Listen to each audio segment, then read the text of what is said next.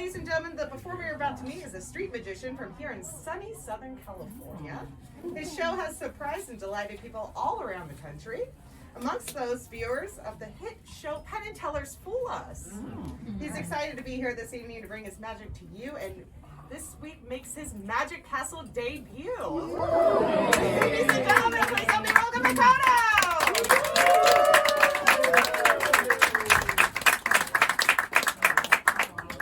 Thank you. Like she said, it is my debut here. It's my first time performing at the Magic Castle. Thank you. And I have to admit, I get a little bit nervous before every show backstage, before parting the curtain. But I learned about, a while back, a magician named Jimmy Grippo. Some of you in the back row can see him.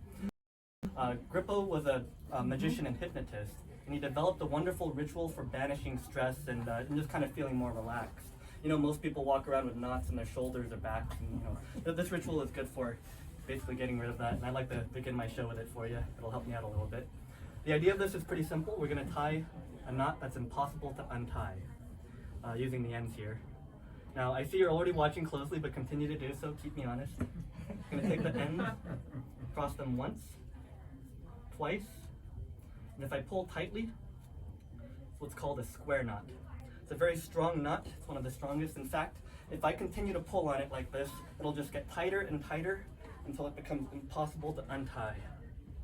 I just realized something. If I keep doing this by myself up here, at some point, some of you might think, oh, he's just pretending. He's just acting. It's pulling.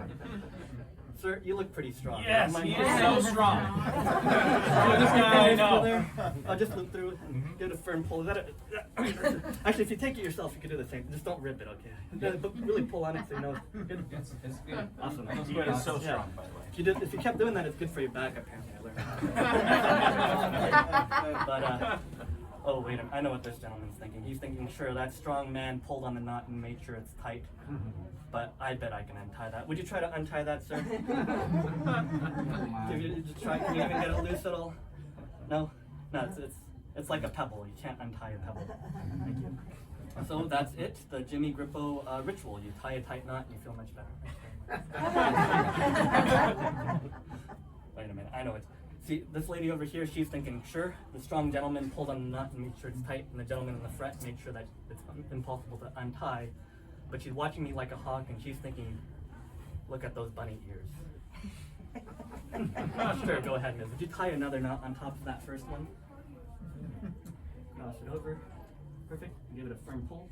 Really abuse that bunny good. Not letting you eat any rabbits. Miss, would you tie another knot on top of that?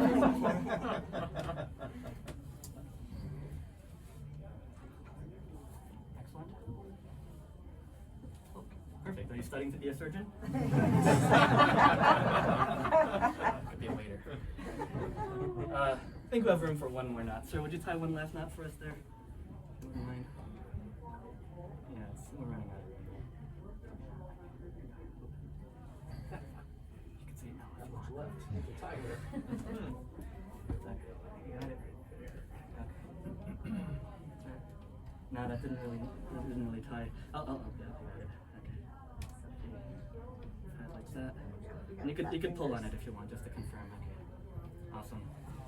So we have a knot that feels like a pebble, and we have like 10 more knots on top of that first one. Ms., in a moment, I'm going to hand you the knot through the handkerchief, and it's going to feel like you're holding a pebble through a handkerchief. I'd like you to hold on to that for a moment, and I'll tell you what's going to happen. In a second, you're going to rub your fingers together, and when you do, it's going to feel like the pebble is turning into clay in your fingers, and that clay is crumbling into dust. You can begin now. And as the clay crumbles into dust, it'll be like the dust is blowing away in the desert wind, and that rock completely disappears, leaving you with nothing but Whoa! empty handkerchief.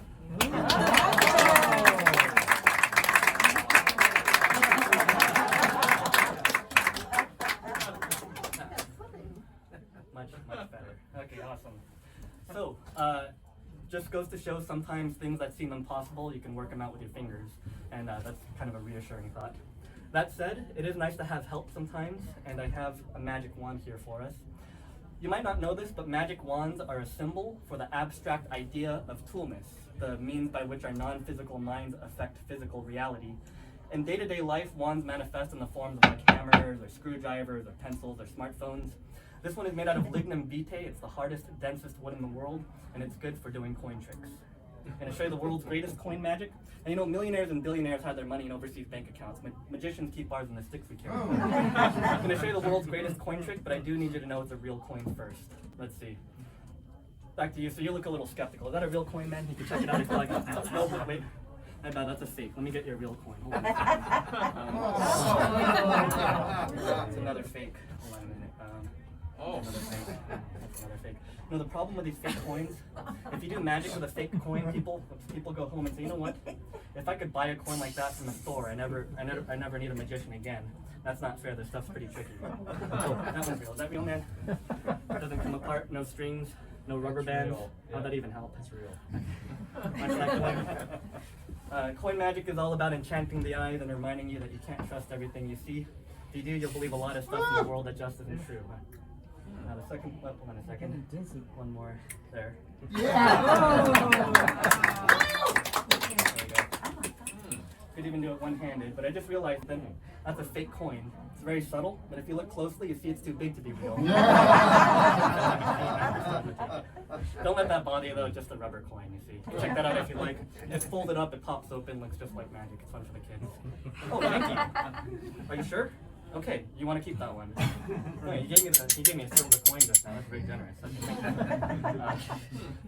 So we got the handkerchief ritual and a little bit of eye mesmerization. So I think we're ready for a card trick. A little bit of card magic. Ms., would you please reach forward and take out any card you like from the... Oh, actually, wait a minute. This is the Magic Castle. There's fast company here. So I don't mean to be rude to you, but I'm going to have to shuffle before I do anything. If I don't shuffle the cards, some of the magicians in the room will think I have the deck memorized or something like that. The reason I shuffled face up for you is so you can see that they're all different. Sometimes when a magician says, hey, pick a card, and they're all face down like they just were, they would all be the same cards. You don't really have a choice. You can see with this pack, they are all different. They're normal. It doesn't say like 9 there and 10 there, or 2 here and 3 there. Actually, you know what, Ms.? Instead of physically selecting a card, would you please name a card out loud, keeping in mind that the Ace of Spades and the Queen of Hearts are the 2 most common cards, so maybe something different than those? 3 of clubs. 3 of clubs. Would you like to change your mind, or are you happy with that? The 3 of clubs. You know, they did say I was on Penn and Teller. You're not psychologically manipulated. Okay. Actually, that's the card Allison picked in my... Okay, well, Oh, is it? yeah, this is a little ritual using the 3 of clubs, a magic wand. You tap 3 times and swipe it like a credit card. Beep. Okay, there we go. Blue.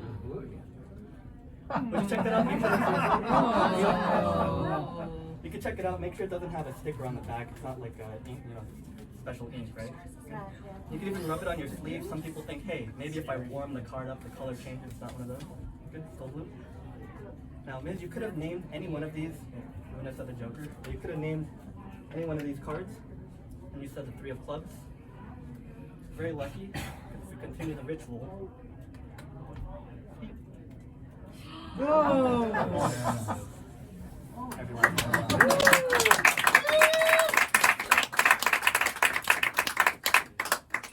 Sir, do you shuffle cards by any chance? Not very good. If I hand you these cards, would you shuffle them without dropping them?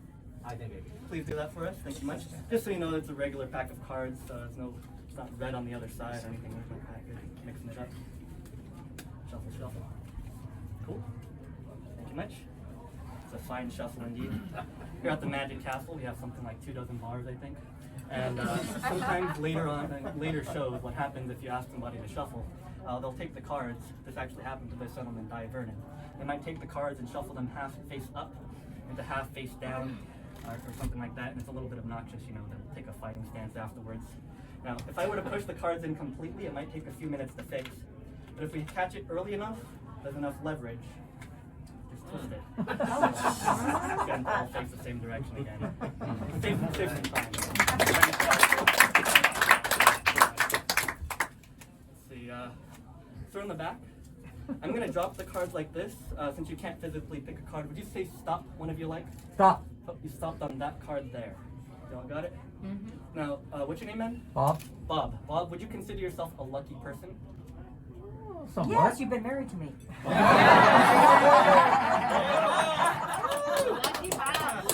The material writes itself. Yes, I am. Smart one. Good I job, think Bob. we're all lucky here. We're in the Magic Castle during a pandemic having a great time. Hey, Bob, I would say that you are probably a luckier person than you imagine. Would you please name a number for us?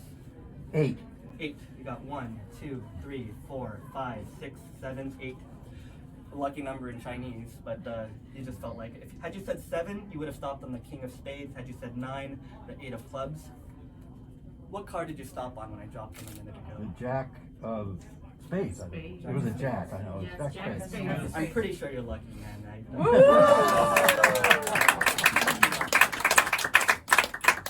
Serendipity, fortune. Lucky fortune. None of that's true in this room. No luck involved. That was magic. A lot of people don't know how magic works, so I'll tell you, we don't do one thing.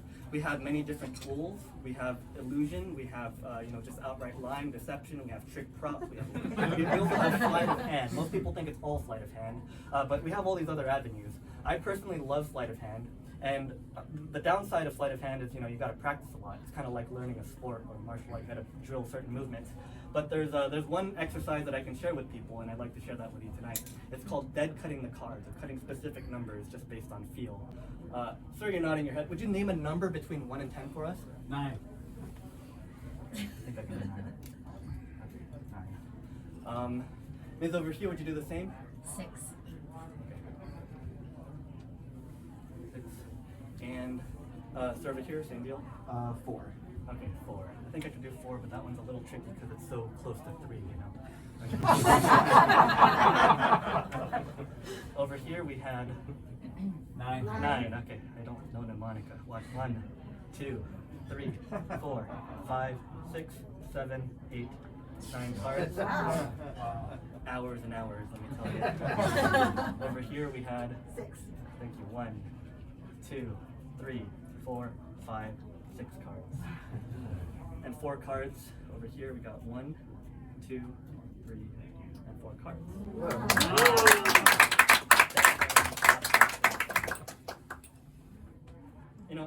I feel like we are probably luckier than I gave us credit for earlier. Lucky, like I was saying. Now, have you ever walked down the street, thought you recognized a friend, went up to say hi, but it turned out to be the wrong person entirely?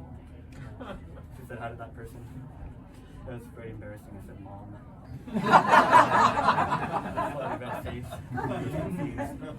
Well, I learned online that there's a word for the phenomenon. It's called a Doppel Stranger. It's like a doppelganger, a double of somebody, but a total stranger. Basically what happens is your brain sees a few key details like the person's hair, the way they walk, that fills in the gaps, creating a very compelling hallucination. We could create the same hallucination using a pack of cards. Let's see. Sir in the back. In a moment, I'm going to ask you to name a card for us. But before I do, would you confirm for everybody here that I didn't meet you outside before the show and ask you to name a card? Absolutely not. I asked the wrong person. It's okay. The trick should still work. Would you name a card for us, man? 6 of diamonds. 6 of diamonds. Awesome. We're going to use the 6 of diamonds for this. The 6 of hearts. 6 of diamonds. Now, just like the person who's not there when you think you see them, we're going to isolate the 6 of diamonds in my pocket. Oh, she's skeptical. I could show you. The pocket's normal and empty. It doesn't like lead to another pocket or anything. There's a seamstress who can do that, but I'm not rich. We got the 6 of diamonds. We're going to create Doppel Strangers of it. We're going to isolate it in the pocket first. Let's see. So over here, I'm going to drop the cards. Would you say stop whenever you like? Stop. Right there, that'll be our first Doppel Stranger. You stopped us on the 2 of diamonds. An even number card, a fellow diamond. If you saw the 2 of diamonds walking down the street, you might think it looked like the 6 of diamonds. You might even say hi. Especially if they have the same hand or something. So, let's see. Ms. over here, same deal. I'm going to go through the cards. Just say stop whenever you like. Stop. Right there, near the bottom. That'll be our second Doppel Stranger of the night. You stopped us on the 2 of spades. We've already established that the 2 of diamonds can look like the 6 of diamonds, so the 2 of spades looks like the 2 of diamonds. So if you saw the 2 of spades walking down the street or going up a glass elevator on the other side of the mall, you might think it looked like the 6 of diamonds.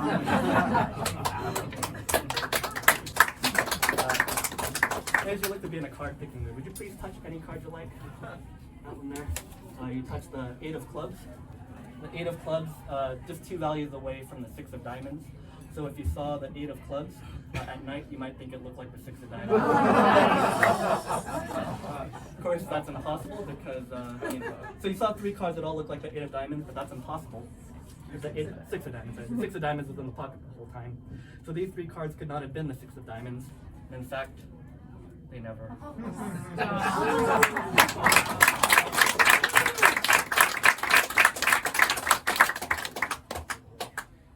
think we have time for one more. I'd like to conclude my show for you with my rendition of the world's oldest magic trick. It's called the cups and balls. If you're having fun and you want to see it, say yeah. Yeah! I was going to do it anyway. Now, this really is thousands of years old. That means thousands of years before we were born, people were being entertained and delighted by this. And thousands of years after we're gone, they're still local. It's like a ritual that connects us to our past, our future, and meet other magicians. Both these gentlemen perform the routine themselves. Before I get started, it's important to know these cups are empty and normal. Nothing hiding inside, no trapdoors or mirrors. Sir? Yes, sir. You look like you know cups. Can you check that one for us and make sure it's okay? Please feel around inside, make sure there's no trapdoors, nothing stuffed in there. Buy me a new cup after. Yeah, right? And please show the folks around you so they know it's regular as well. Regular. And cup number 2. Sir, so would you confirm that's a regular cup for us and hold on to that for a second? Sure. Perfect. And cup 3, don't pout, so you can check that one out. Is that a regular cup? Amateurs use trick cups, professionals can't afford them. Thank you. Oh, didn't do that at the Salvation Army. Thank you much. That last cup, we're going to do something very special. This part is not magic, it's just showing off, so I hope you don't mind indulging me for a few seconds. It's like 5 years of training to master. If you toss the cup to me, I'll catch it. Perfect. 5 years of a 4-year degree. 3 cups, 3 balls. We begin with 1 ball under each cup, 1 ball under each cup. The ball, you look suspicious. No, it really is under the cup. I just want to watch your hand. Like the ball jumps from the cup to the hand, and from the hand to that cup. So it disappears from here, and ends up here. Leaving us, of course, with 1 ball under the center cup. We'll do that again. You like that so much, I can tell by your round of attention. From the cup to the hand to that cup. No. So you see 3 have gone from here. All 3 balls are back together. Once more, here.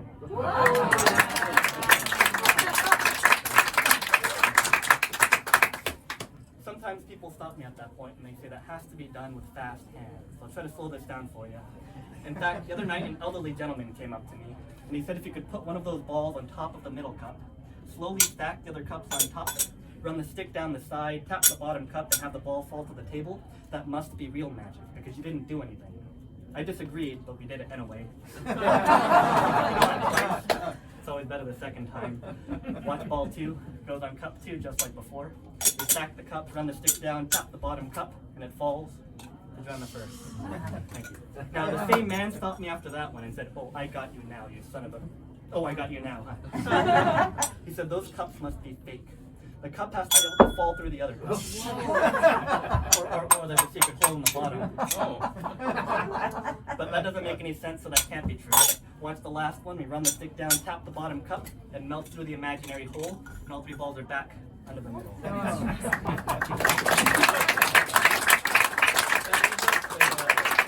2 minutes left in the show. We happen to know the history of this next phase. It's 150 years old.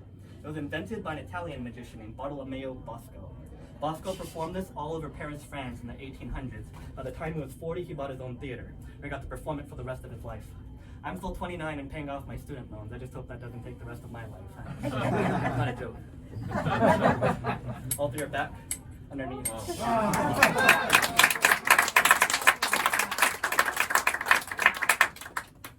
have a little more to show you. Let's see. You're watching very closely, dude. How many balls are on the table? 3. 3, very good. How many now? 3. Very quick. Yeah, that joke is 2,000 years old. The first guy got huge laughs with it, though. If I put the 2 end balls away for real, how many balls are on the table now? That's right, one under the middle. Now, if I tap the side cup 3 times, it looks like the one ball jumps across the side cup. I'll tell you how. Oh, thank you. Prevent puberty. Every time I tap the cup 3 times, the ball appears under the cup. That's how it happens. Tap, tap, tap. Ball appears under the cup, creates the illusion it jumped across. I can't believe people ever gamble on this. But suppose you actually see the little ball go away. How many balls under the middle cup? Now, say 2. 2. I've seen it before. Suppose you want 3 though. Look, we hit it again. We got all 3 back. If I put all 3 balls away, which cup would be the most impossible to get them all under simultaneously and at the same time? Cup 1, 2, or 3? 1. 1? You guys agree? Sure. Yes. The person who said 1 said yes. If we can get all 3 balls under cup 1, would that make a good finale? Yes. Yes. Does that seem like real magic? Yes. We all buy me a drink and tip the waiters? Yes. Yes. Please don't, that'll kill me. But I wouldn't be able to do it anyway. Cup 1, it's full. The big orange ball. Not in a million years. Not physically possible. But I know what you might wonder as you go home later. What if the lady had selected cup 3?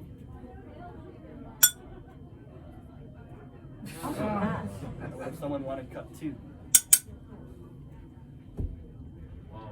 But you picked cup 1 and it really would not have fit. There's a lemon.